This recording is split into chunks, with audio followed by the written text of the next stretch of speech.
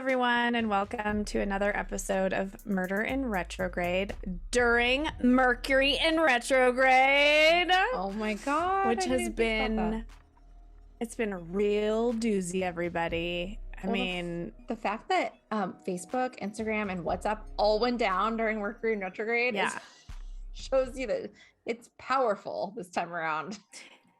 You shamed me without even knowing because you texted and you're like, is your Instagram working? And I was like, oh my God, she doesn't even know that it's down yet.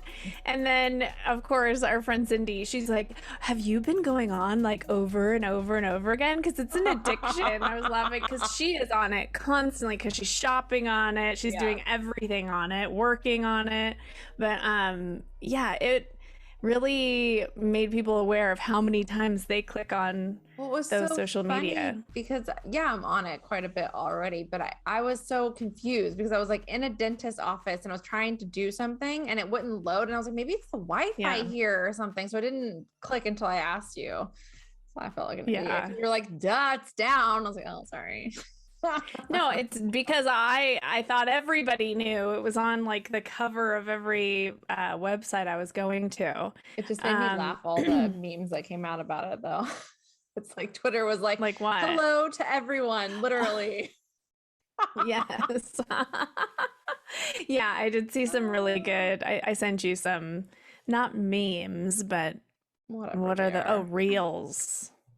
Everybody's got a new name for something.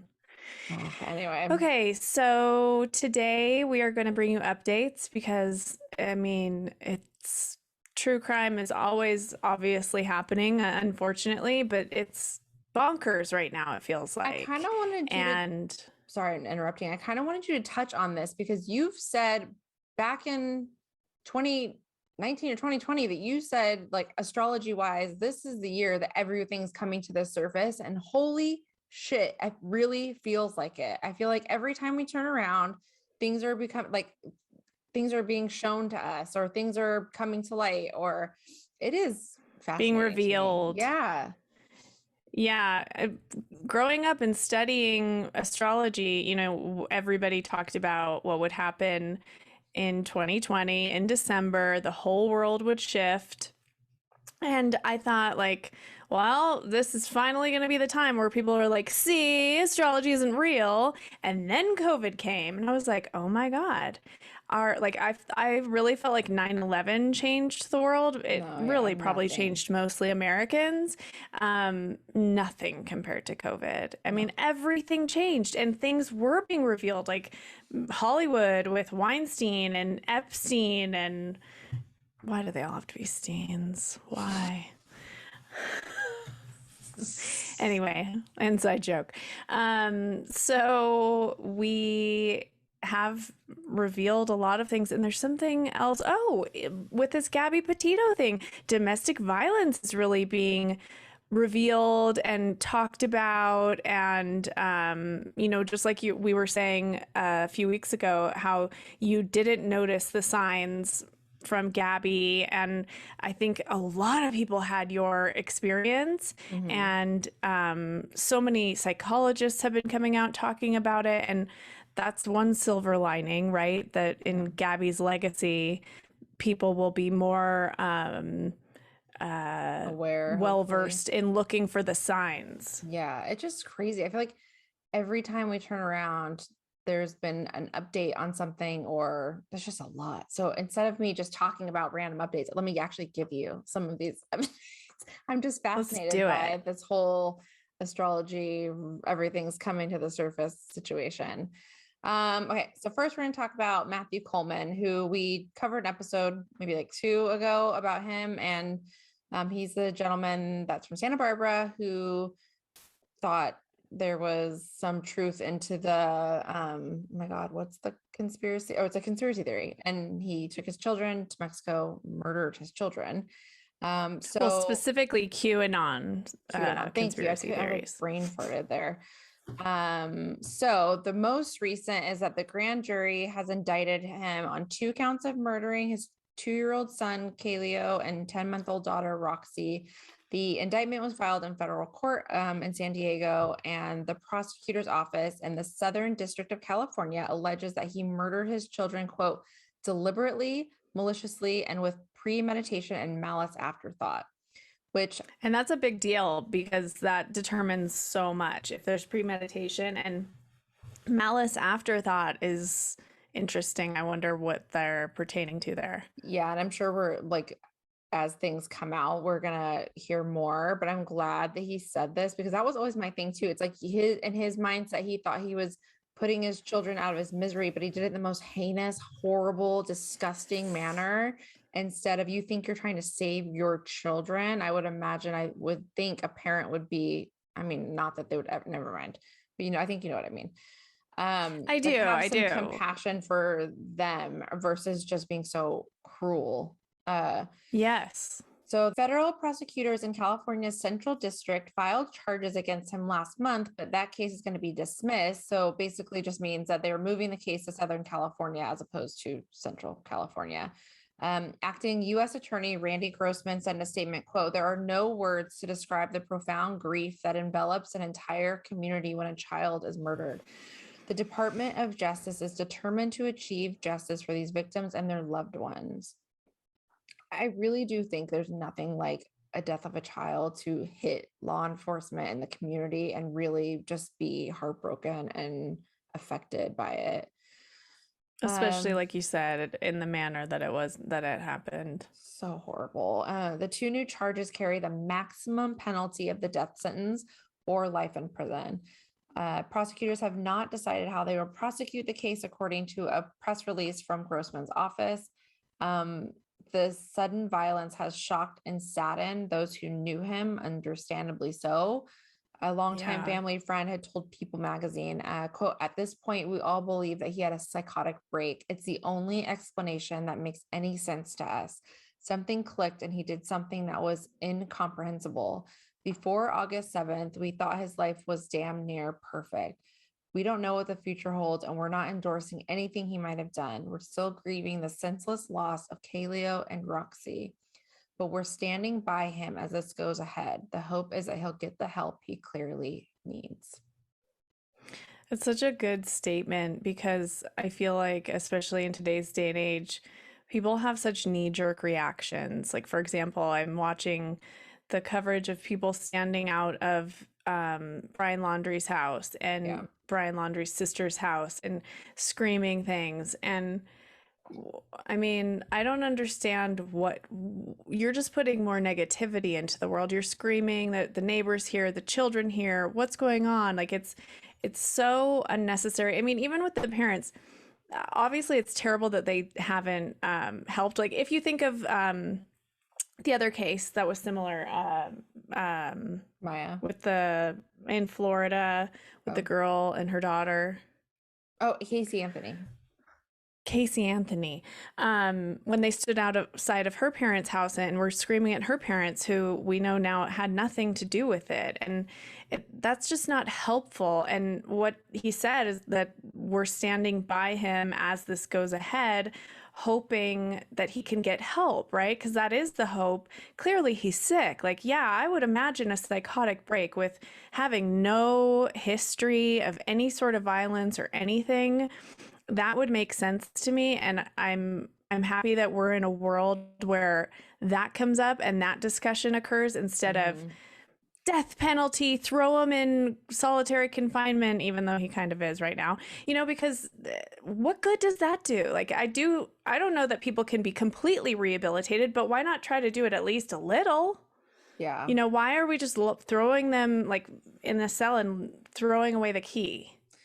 I don't know. It's interesting. And I think that's like, I mean, correct me if I could be totally wrong, but I've read like in other countries too, they focus more on rehabilitation and like trying to help people. And we're just like, get them out of here, which I think we could. And it's a business. It's not a business in other countries. Yeah. It's private companies running prisons. That's when it all went downhill. It's not every country that does rehabilitation. Like there are some gnarly places, but anyway, Coleman is being held at a federal prison and he is in protective custody, but that kind of makes sense. As we've said before, child killers are particularly high risk in these settings. They're targeted because of the type of crime that they've committed. Yeah. He has zero interactions with inmates as a result. And a source said he's in his cell about 23 hours a day. He only sees his public defender, and he can't have many personal effects in his cell. He's got nothing but a Bible, end quote. It's always a Bible. Yeah, too. I mean, can they get any book? Or is it like, I don't know. wonder about that.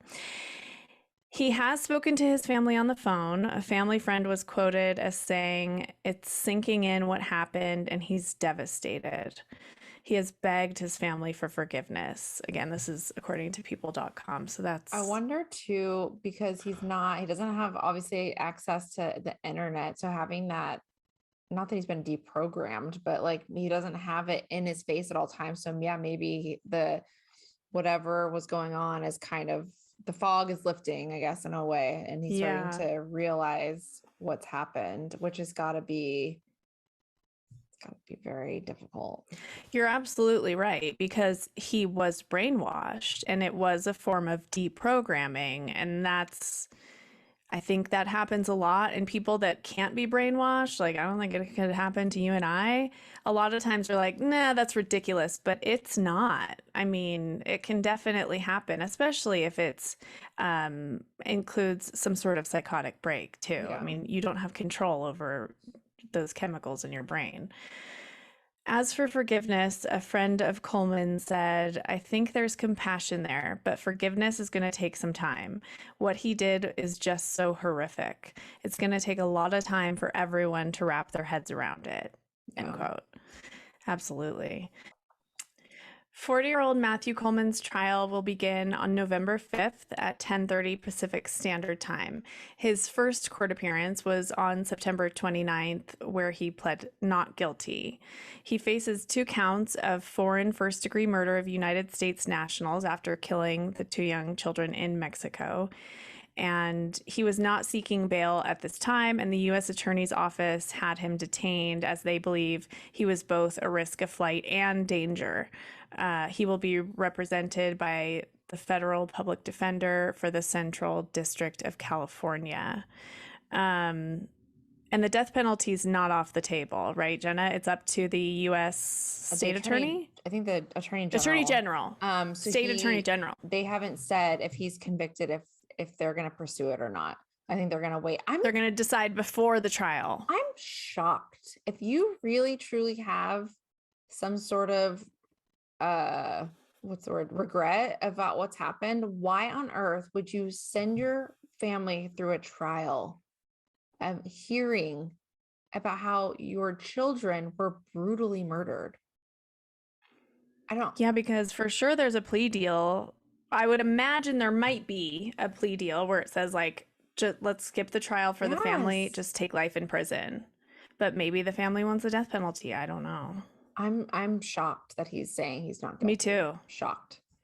So me too. Yeah, we will. I don't know if this is something that would be or maybe aired, he wants to put his story out there. Like maybe they're gonna come up with some freaking People magazine and do a freaking story. But like, good God, you murdered your children. You don't deserve to. No. Yeah. Anyway, so we're going to keep you updated. I'm definitely going to be trying to see if there's any footage or anything that comes out of these court appearances. But the next one, I have to just say a little sidebar here. So you and I, we Marco Polo. That's basically how we talk to each other. Yes. And literally at night, I was rambling about like cases that stick with us. And this was one that I was like, gosh. Actually, we were talking about Indigenous women and how many are missing, and that was like a major reason we started this podcast, and we made a point of covering a few, and one of the ones that really still stuck with us was Faith Hedgepeth, because there was so much evidence, and it just was so heartbreaking because she had such a promising future, was such a great person. But anyway, go ahead, Jenna. No, yeah. So I was like telling you, I was like, gosh, like this is like one of those ones. Like I can't believe so much time has gone by and nothing. The Literally the next next day. day. I can't even believe it because we did this was like our 4th episode or something. And oh my gosh. So it's exciting. And yeah. So Miguel Enrique, oh my God, it always happens to me. Miguel Enrique Salguera Oliveras, 28, of Durham, was taken into custody September 16th, 2021, almost 9 years to the day. She was murdered on September 7th. She was 10 days later or 9 days later. So she was murdered on September 7th, 2012. So very almost to the day. I feel like that happens a lot, and I wonder if there's any correlation with like the killer doing something on the day, like revisiting the place or something like that, because I know cops look for anniversaries and things like that, but you know how like they say people return to the crime scene like right afterwards. Maybe they do it on the anniversary too, because they like the killers like the to relive methodical stuff like that. Well, I don't know. It'll be interesting to see what comes out. So he was charged with 1st-degree murder and is currently being held in Durham County Jail without bail. Local and state law enforcement officials say that their search for a suspect involved hundreds of interviews and testing DNA samples, and the investigation is still ongoing. This was like the part that drove you and I crazy. There was like a group of guys that were like involved in her like circle of friends that we were like, there were so many people that they had to go through. We're like, it has to be one of these people. Like, I don't understand. No, it wasn't one of them. It was none of them. This just goes to show you, because we were fairly, like, we never think like, oh yeah, this is what happened. But I mean, we were pretty sure, speculatively. I had like a relative of someone that I was like, it's this person for sure. I had screenshots in my phone, like, and it's not obviously, but I mean, this was something that I was going down crazy rabbit holes trying to figure out who it was. And good for the police, because clearly they didn't stop and they solved it. So good job, Durham police. I know, this is amazing. So officials didn't provide any additional information about the relationship that they had, if any. And it says the Chapel Hill Police Chief Chris Blue said, "Patience will be asked of you. This story will take time to completely unfold," which fair enough, right? A notice signed by the district attorney, Santana DeBerry, was filed in Superior Court on Tuesday declaring the case against Miguel was non-capital, meaning prosecutors will not seek the death penalty. The murder. So this is where it gets interesting. So the murder suspect's past remains murky. Said so a neighborhood told ABC 11 that Miguel moved here from Guatemala, and we know that he was a painter. UNC officials told ABC that Miguel was never enrolled there as a student. So he did like odd painting jobs on campus or something like that. Is kind of what I'm thinking. She lived in an apartment building, so he could have just been the painter. Yeah, I mean, you never usually in those, because I used to work in apartments, but usually you have maintenance crew that are there through the apartment, and they do everything from changing a light bulb to painting or whatever. But so we don't know if he worked there, lived there, or just happened to do odd jobs. And I always knew those. I always lived alone when I was in college, and I always knew those people, right? You knew the maintenance guy. Yeah. So it'd be very easy for somebody to see her come and go, and a predator to follow her. So a few people had said that they knew him, but were shocked by the allegations and arrest. But Hunter Glass, who once worked on the Hedgepeth case as a private investigator, was less surprised when this person came out as a suspect in the murder. Glass says that the suspect's name had come up and added that he believed Miguel had been at a party at Hedgepeth's apartment complex cul-de-sac, if I could talk. But he said that the suspect didn't stick out. He just seemed like someone who was in the crowd. So he was there at a party and but never. So it's like almost, to me, that says it was more of a crime of opportunity than maybe of anything. Okay. This is again the TikTok song. I don't understand. I don't. Didn't they have I still DNA? They haven't. had that bag that they wrote on. Remember, there was a bag Yeah. that said Yeah. "bitch," Yeah. something, something. I still Like think all that they had that's to a do red was take herring DNA from all of those people that were at the party. apartment complex. Or maybe he Take was, all the I DNA know, and compare it. I know. So, or maybe they didn't, and maybe it took 9 freaking years to go through it all. I mean, we don't know. But and I still will go on and say I think that that bag was a red herring. I think that that was between roommates, girls, whatever. If they had a fight, maybe I think it was like laying around and got like thrown on her as like a. I don't think he. It'll be interesting to see what they say, but I don't think he wrote it. That's just my personal opinion. And so Glass went on to say, quote, I would want to know why and who else knew. I don't believe that only one person knows this case, and I don't believe that there was only two and one can't tell us. So I do believe that there were either other witnesses, I believe, or not witnesses, at least heard something, knew something, but kept it close to their chest because they didn't want to talk about it, or they were afraid they would be impacted in it or implicated in it. That makes sense, because then it is possible that her roommate wrote on that bag or whatever, or somebody did. And then when the cops asked, they were like, I didn't do Yeah. it, because they thought they would be implicated in the murder if they did. Yeah. So that would make sense. And it would totally be a red herring that nobody would cop to, pun intended.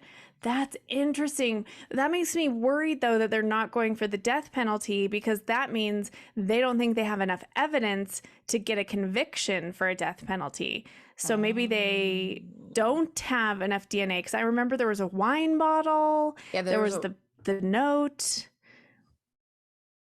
Like maybe those kids, because they were drunk, like her roommate, maybe they came in and they grabbed things, or they like moved stuff around because they were wasted. Yeah. And they destroyed the crime scene, and they know that it won't hold up in court, because a defense attorney could say, these 7 guys were in there too, their DNA's in there. I also think I wonder if that means they have some sort of because there's always a question if she was actually, I mean, I don't want to talk detail, but there was always a question of whether she was actually sexually assaulted or not. And right, because she had been with somebody that night. And so I wonder if maybe there's evidence he did something in that aspect. I mean, I don't know. We'll see. I would guess not, because remember, am I remembering correctly that she had gone to a guy's house and had consensual sex with him that night, right? I don't remember that part. Okay. Anyway, I know her roommate was out with some dudes, but I don't remember if she was. But anyways, and that roommate. I still think I don't think she's a good person. I'm sorry. Well, I you even could had people come out. I mean, we had someone, I don't know if it was on the actual comments section, or someone emailed us and said they knew her and she is not a good person. Yeah, you got a lot of information on that one. So yeah, so I don't think I still think she's sus, as the kids would say. But Faith Hedgepeth's father told ABC 11 that he's been very emotional since he got the news about the arrest on the case of his daughter's death 9 years ago. And those emotions were near the surface as Roland Hedgepeth watched as the murder suspect made a virtual appearance in Durham courtroom. And the father had said, quote, it's just a new beginning. Everything is just starting. So I'm sure it's probably so painful, but like so relieving in a way to like actually get some answers. And I know it sounds crazy, but I feel like people need those answers in order to like grieve properly, I think. I can't imagine the roller coaster, because he's just been grieving and probably so focused on finding the killer. Mm-hmm. And when you're focusing on something for years and then you get to it, it's kind of like, it's not like you have a great feeling, because it's not a wonderful thing, but at least I finished that. And then this whole new can of worms comes out in a trial and all of that. So when he said it's just a new beginning, I hope it's a quick trial. I'm so thankful that they found someone. And you know what? This also gives me hope of like Delphi and Evansdale, because those things keep getting a year older and a year older and another year older. And it's like your hopes start to go down the toilet, and stuff like this gives me hope. So, yeah, I agree. On to our next update, which is the case everybody is talking about, Gabby Petito. And all of us collectively are asking the same question: where is Brian Laundrie? I mean, I'm literally waking up with that and going to sleep with it. Yeah. So here's what we know as of recording today on October 6th. Gabby, of course, her remains were found on September 19th. Her funeral took place on Sunday, October 3rd in New York. And another officer from Moab had his body cam footage released, and it stirred up a lot of feelings for a lot of people. Like I said earlier, domestic violence is becoming a topic now, and the education people are receiving, it's new, and it's people have a lot of reactions to it, and a lot of things have come up from people's past, and I do hope that that conversation continues, and hopefully that goes into the police training. I think that it's really easy for people to watch the body cam footage and be very judgy, but when you're doing that day in and day out, you're not on hyper alert to look for every single micro expression. You're doing your day job. So I have a little tidbit here. My good friend, he used to work with domestic violence he was like a probation manager thing. So he dealt with a lot of these people. And I'd asked him when he saw the original footage, he said right away he knew the guy was full of shit, and that Brian was the aggressor, thank you, and that there was some problems there. Like, he saw it all right away. And this was before they come out with a lot of the information. And I feel like it's just so important. And he did it because he was trained in it, and he dealt with it day in and day out on like and I just feel like these cops and they just need either someone like that to address these calls with them to help point out these things, or they need more training. It's just, so I guess the whole point is, that if you're trained in it, he spotted all those microaggressions and everything that I was like, it seems normal. And he was like, no, it does not.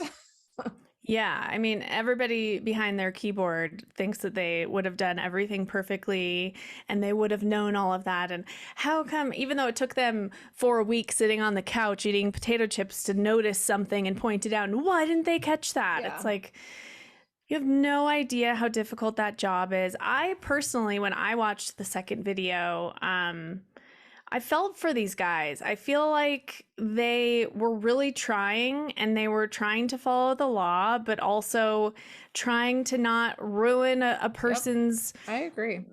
life by having domestic violence on their record. And they were really in a tough spot. And none of them wished for something like this to happen. And I'm sure they all feel sick about it. I feel bad for them, because I'm sure they're getting tons of hate, because that's the society we live in, and they don't deserve that. And like you said, I think that they in that moment were actually really trying to do their best, but they just weren't trained to see what was there, and that's not. And how can you blame somebody who doesn't have the training? You know, it's like, if you were there and, like you said, you didn't see anything, you could have done the same thing. You're a phenomenal person that would help anybody, but you just didn't know the signs. You know, it's the same thing. Yeah. And then, you know, since everybody began searching for Gabby, as always happens, and we talk about this, when they're looking for a body, they always find other bodies, which, I don't know, I guess that's just inevitable. But another hiker had been found while the search was on, and a lot of people were rushing to the idea that Brian was a serial killer and he had killed this guy. And so as of 22 minutes ago, the medical examiner confirmed that the man, whose name was Robert Laurie, had committed suicide. So, I didn't hear that part. Yeah, it was a self-inflicted gunshot. I don't really want to talk about him because it's so private. but yeah, had nothing to do with this case. As for the other double murder of Kylan Schulte and Crystal Turner in Moab, there's still very little information and nothing that the public has heard about in terms of it being related, other than in the beginning when they said it might be, and then they said, no, we don't think it is. And then I think they also came back and they're like, well, we're still keeping that door open. It's like, it's freaking connected. I'm pretty sure it is, but maybe it's just a totally wild coincidence. But can I say something else really quick too, which I learned literally this morning, is I didn't realize when you talk about multiple people either being found or multiple people going missing, that they were also being very careful when they did find her, because I guess there was another girl missing that was like very similar in her looks and stature and stuff to Gabby. So that's was interesting. I had no idea. Yeah. Sightings of Brian have been plentiful. One we thought sounded very promising. It happened just this week at the very edge of the Appalachian Trail, where Brian Laundrie had apparently lived off the grid for 4 months in the past, according to his friends. I was researching this tip, and then I found out that more than a dozen sightings have been reported of Brian Laundrie along the Appalachian Trail. Brian Laundrie, you know what I mean? Like, he's so alleged sightings. Yeah, he's so nondescript that, like, I mean, it's bound to happen that people are and it's well-meaning people that really want to help. Like this guy, his name was Dennis Davis, and he called and he said, I'm telling you, it was him. This was just after 2:30 in the morning on Saturday, October 3rd. You can listen to his 911 call on our website. He said he was talking wild. He said that his girlfriend left him and he had to go out to California to see her. He was acting funny and I wasn't sure what he looked like.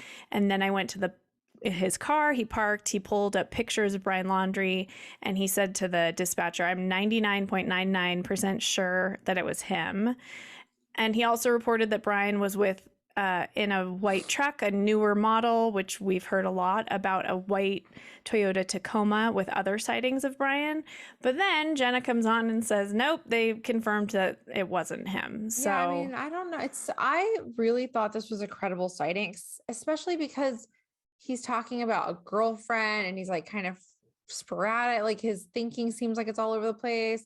But yeah, I read that I think it was the FBI said that it wasn't like a legitimate sighting or something. But then again, it's like, I feel like I'm taking what the FBI says with a little bit of a grain of salt, because again, if they say, yeah, we're on his trail, and then he's going to switch whatever he's doing if he gets word of that, right? Like, so I don't know that we're actually getting 100% accurate information either. Yeah. Because there's fugitive. Well, he's only wanted for fraudulent spending at this point, but we all know we need to. Yeah, and everyone has seen the pictures of him, and clearly he's balding, and but he has hair, and it's like cut really close. Like if he's living off the grid, doesn't have anywhere to plug in a buzzer. So all these people are calling in men with like short hair. Wouldn't he have like long hair, and wouldn't he have a beard? I guess he could have a razor. I doubt. But I feel like he would have longer hair at this point. But anyway, we've also got Dog the Bounty Hunter still on the case. And on October 3rd, he discovered a makeshift, very primitive camp, which he promptly turned over to the FBI for further investigation. That's, Jenna, the video that I sent you. Okay, I was there with the tree, but it's like a roof. Oh my gosh. Yeah, it was pretty well done, right? It was like Naked and Afraid style. They had built a habitat. And this goes with my theory, because I've always felt like he's on an island. I don't know why. I just see him on an island. He can get to and fro back with, in Florida with a boat. And I don't know. I just see him it being easy for like his parents to drop him stuff, or somebody. It doesn't have to be his parents, by the way. They're under like the watch, so I don't think they're going anywhere. Yeah, like none of his friends have come out, and not a lot of friends have come out and spoken. There could be lots of people helping, or there could be other people, I guess I should say. Private investigator Bill Warner told The Sun exclusively he believes Laundrie is hiding on the Appalachian Trail.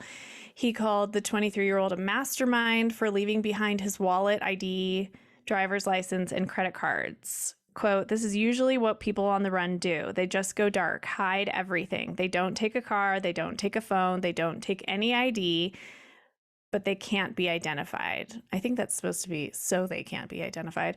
But I have to wonder how easy it is to get like new identification, or if that's like too sketchy to try and do when you're being, I mean, I don't know. no, because you're doing it with criminals do it, so they're not going to tell on you. I think it'd be pretty easy. So like, you mean like get a fake ID? Yeah, like, I mean, who's to say he doesn't grow out his hair, get a fake ID, fake new information, and just head on out of Dodge. Especially in Florida, because there's so many immigrant populations. I would imagine they make a lot of fake IDs. Yeah. The PI went on to say that Laundrie may have gravitated towards the trail because it's already familiar to him, which makes sense. And that's what you've said, Jenna. And then he said, quote, "If you're on the run, you want to go someplace you feel comfortable with, someplace you've been before, someplace you may be able to get help. He knows where all the little places are to camp out. It just makes sense. Brian has expertise. He's an elite hiker, and it's right up his alley." So I guess they had gone there. So I was watching her parents, Gabby's parents, all of them, all four of them on Dr. Phil. I think it was from yesterday. And they were saying that the two of them as a couple had like gone and camped there several times and like for a couple days at a time. And so he's definitely well versed there. I mean, do we know if anyone's actively searching that area, or that's a good question. I mean, I don't know. Sorry, I don't know anything about him, but he seems like a caricature or something. So I laugh anytime I speak about him. I got addicted to his show. I thought the same thing, like, who is this person? But because my husband's from Hawaii and he's not from Hawaii. I actually think he's from Colorado, but he lived in Hawaii. And I love to watch the show because there's so much Hawaiian pidgin, and Sam narrates it for me. Like they call brudda, and they would say a sentence and I'm like, what did they just say? I needed subtitles. But I liked him. I thought he was sweet and I loved his wife. Anyway, he is still on the case. And there is a lot of talk now about the trip home that Brian took after the domestic violence incident in Moab. We told you about this when we did our first episode covering this case, that he flew home supposedly to empty out a storage facility to save money, and also because he had contemplated extending his trip, and so he needed more money. So the whole motivation for that is money, which is very interesting to me because as of now, as of September 22nd, he has one indictment. It's a single felony for using Gabby's Capital One card where he took money, which makes sense. You know, when that girl picked him up allegedly and he offered her $200, it's like, it wasn't his money. So why wouldn't you be frivolent with it? You know, like frivolous. I don't know. Why wouldn't you be frivolous with it? What were you going to say? I was going to say, did you see that his lawyer came out with a statement basically saying like, it's not, I think he's fighting this indictment a little by what he says, something to the effect of like, it's not stealing because their expenses were together and they spent money together. Basically, I think claiming that it was like joint accounts, even though it was like in her name. Yes. He said that they were splitting all of the costs because Gabby also paid for half of his plane ticket home to Florida, which I was like, that's weird. Because a lot of people have said that they kind of broke up and that's why he went home and she stayed in Salt Lake City, and then they kind of made up and he came back to meet her. But he definitely flew home from Moab to Florida on August 17th. The Moab incident was on August 12th. And he was there from the 17th to the 23rd. And again, the attorney said they split the cost of that. and his dad apparently helped him and he cleaned out a facility. And then I've also heard allegedly that it was Gabby's things that they moved from the house out because they had broken up. So they were moving stuff into a storage facility. I've heard all different so confusing kinds of things, but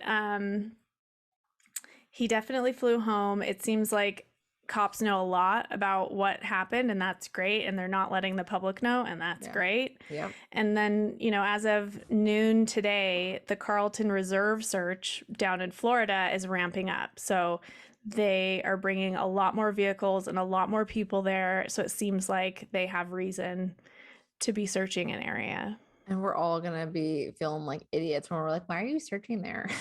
I know.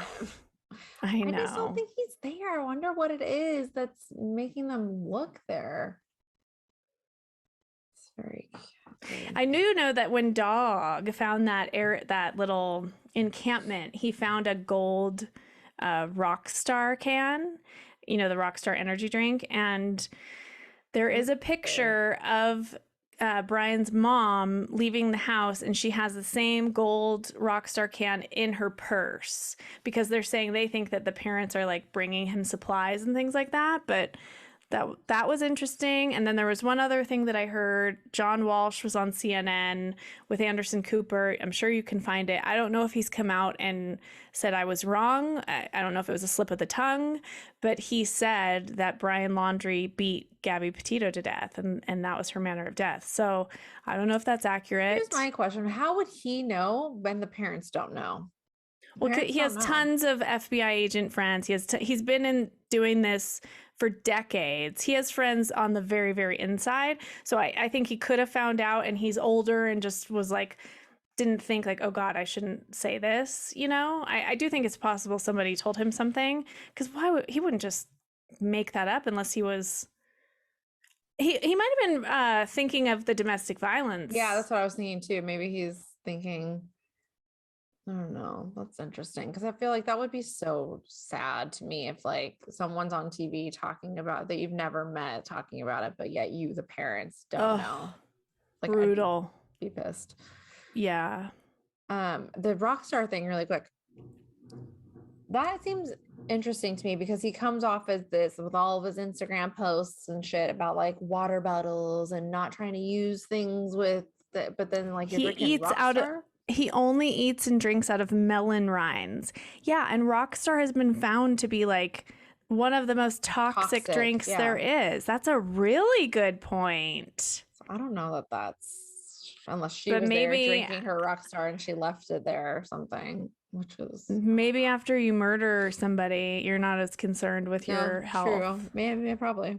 Just and then there's another thing. The whole story from the parents has changed. They had previously said that Brian, no, sorry, his sister Casey said that, or Cassie, I don't remember which one it is, that the last time she saw him was September 1st. But what she had said was that was the last time she spoke to him.